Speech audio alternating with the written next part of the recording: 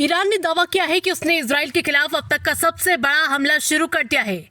Reports के मुताबिक Iran ने इजराइल और मिडिल ईस्ट में मौजूद अमेरिकी सैन्य ठिकानों पर बैलिस्टिक मिसाइलें दागी हैं। गाजियाबाद की हरीश राणा को सुप्रीम कोर्ट ने पैसिव यूथेनेशिया यानी इच्छा मृत्यु की इजाजत दे दी है। ये देश में पहला ऐसा केस है जहां इच्छा मृत्यु की अनुमति दी गई है। 13 साल से अचेत हरीश राणा की सांसें अभी चल रही है, लेकिन वो 2013 से जिंदा लाश की तरह बिस्तर पर है। थाईलैंड में एयर इंडिया एक्सप्रेस की फ्लाइट बुधवार दोपहर लैंडिंग के दौरान हादसे का शिकार हो गई। विमान के रनवे पर उतरते ही उसका नोज गियर टूट गया और आगे का पहिया अलग हो गया। फ्लाइट हैदराबाद से फुकेट जा रही थी। लोकसभा में स्पीकर ओम बिरला को पद से हटाने के प्रस्ताव पर चर्चा के दौरान भाजपा सांसद रविशंकर प्रसाद ने राहुल गांधी और विपक्ष पर कई आरोप लगाए। इस पर राहुल गांधी ने कहा कि हम जब भी बोलने को होते हैं हमें रोका टोका जाता है। उन्होंने कहा कि ये चर्चा लोकतंत्र और स्पीकर की भूमिका पर है। अमेरिका इजराइल की ईरान से जंग की वजह से देश भर में एलपीजी की किल्लत हो रही है। गैस सिलेंडर लेने के लिए एजेंसियों पर लंबी लंबी लाइनें लगी हैं। दिल्ली, मध्य प्रदेश, महाराष्ट्र, उत्तर प्रदेश और राजस्थान समेत कई राज्यों ने कमर्शियल गैस सिलेंडर की सप्लाई पर रोक से होटलों और रेस्टोरेंट में खाना नहीं बन पा रहा।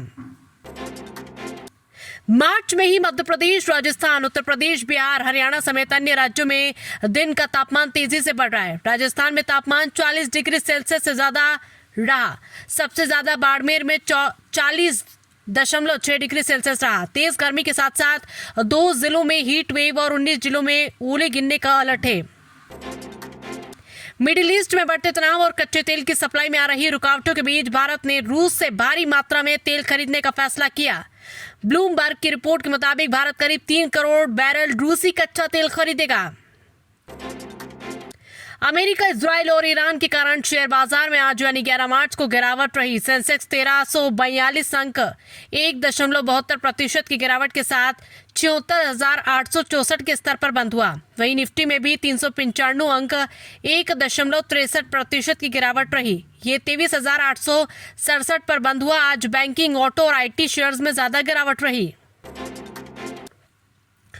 उत्तर प्रदेश में रसोई गैस एलपीजी की किल्लत हो गई है। बुकिंग के 4 से 5 दिन बाद भी सिलेंडर नहीं मिल रहे। किल्लत के चलते अयोध्या में राम रसोई को बंद कर दिया गया। 8 साल में पहला मौका है जब राम रसोई बंद की गई है। श्रावस्ती में गैस एजेंसी पर लोगों की भीड़ उमड़ी। धक्का मुक्की में एक महिला जमीन पर गिरकर बेहोश हो गई। उसके सिर में खून बहने लगा। इलाज के लिए उसे अस्पताल भेजा गया। राजधानी भोपाल में आयकर विभाग में माइनिंग कारोबारी दिलीप गुप्ता के ठिकानों पर बुधवार सुबह छापा मारा है। दिल्ली से आई आयकर विभाग की टीम ने शहर के कई स्थानों पर एक साथ रेड डालकर जांच शुरू की है।